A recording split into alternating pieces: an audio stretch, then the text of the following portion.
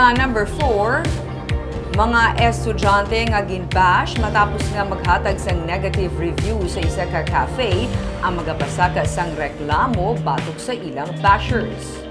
Nag-trending ang isa ka cafe bar sa 8th Lacson Street matapos manindugan upod sa ilang mga staff sa nabaton nga negative review sang 8 sa napulo ka mga estudyante nga nag-istambay sa sulod sang kumbuyuhan sang nagligad nga Biyernes.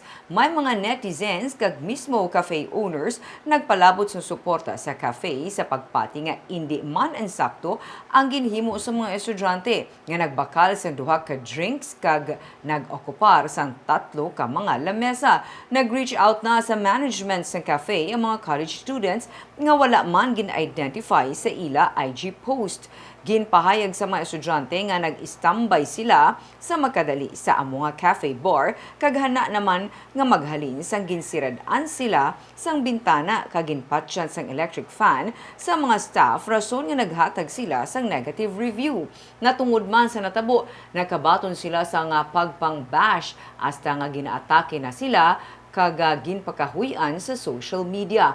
Handa mga estudyante upod sa ila mga ginikanan nga ireklamo ang nagpadala sa ila sang hindi manami nga mga komento.